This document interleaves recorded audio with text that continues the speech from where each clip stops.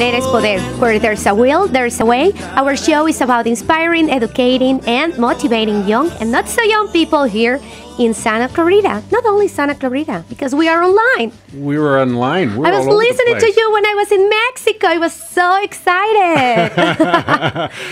If they're still listening in Mexico, saludos. Yes, and today we are with Carlos Villalobos from Carlos Villalobos Insurance. And you know, I was happy that we were getting to know you personally. So you were saying that you are from Argentina. When did you arrive here? Long time ago.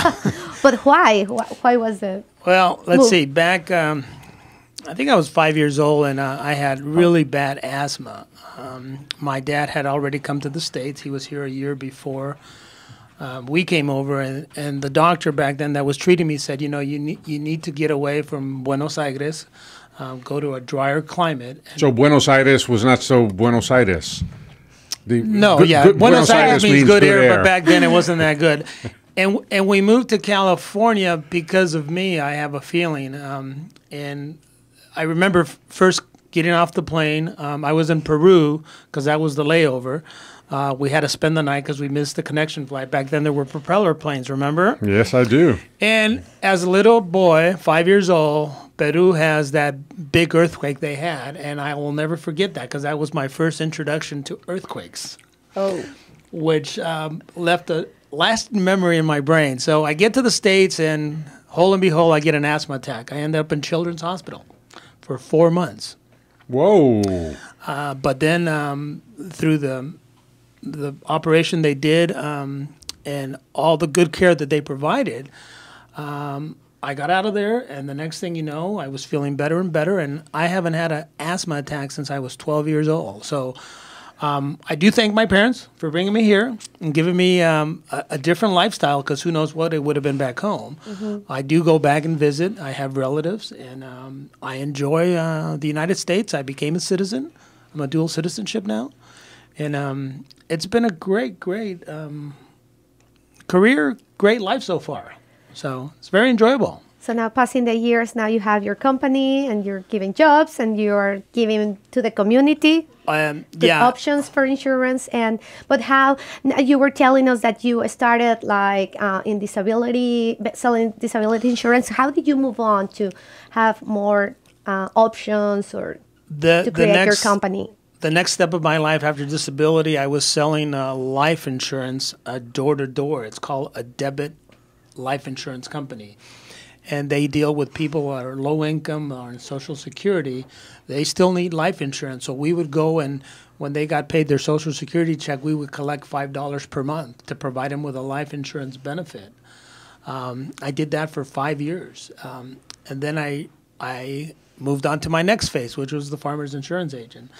Now, but all along, it's been a stepping stone to where I am now. Mm-hmm. Let me just ask, because there are many listeners out there who are in the same position now that you were in then. They're looking for something. They need more than just a job. They need a career. Mm-hmm. What was it about farmers insurance that attracted you, and how did that turn out at the beginning? I was recommended by a friend that was an agent, and I went and interviewed with a district manager because I wanted to better myself, and I got rejected. How come? They said No. I didn't have the qualifications they were looking for because I didn't have a college degree. I only had an AA. Mm-hmm. So, whole and behold, I said, okay, well, this guy rejected me. That's his loss. So I went and interviewed with another district manager, not telling him that I had interviewed and been rejected. In the same company? Same company. Well, this guy saw something in me and gave me the opportunity. And he never regretted it because I made him look really good. So if you want something, you just have to go out and get it. When one door closes, one door opens. When one door closes, another one opens. That and you can so change the good attitude and the good work. Right. I mean, you can change that. I mean, if you have that, you are one way ahead. Coming from where I come from, it's always, can you really do that? Can you really go that far in life? And it's up to you. Nobody else is going to, help you. along the way. Sometimes you're going to get help, but the bottom line is you have to want it. You have to go the extra step to make it happen. So let me back up a second. So you're working in the restaurant business. You're working 60 hours a week, probably more.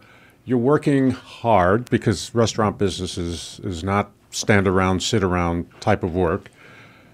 And you decide, I want a change in my life. I want to take a step into the unknown. Okay, that takes courage. Mm-hmm. It was the unknown. Yeah, it is the unknown. I want to take a step into the unknown. But a few things you have in your favor when you take that step, and I'm talking to listeners out there, a few things you have in your favor. Number one, you still have your basic skill sets. You still have your education, you still have your character, you still have your personality. So when you're taking the step into the unknown, you still have your weapons with you, okay? And so you take the step into the unknown. You start in the unknown. You went door to door. And you make it work because for you, it's more important than going back to the restaurant business. True. I had done everything in the restaurant business, from being a manager of McDonald's, manager numero unos, a manager of Charlie Brown's. That was tough. And I was done with that part of my life. I just needed something different. You took the challenge about doing something new. That was good. Yes. And it turned out to be good at the Back end. then, I don't know if I would call it a challenge, more of like, oh, I can do whatever. Looking back, it was a challenge.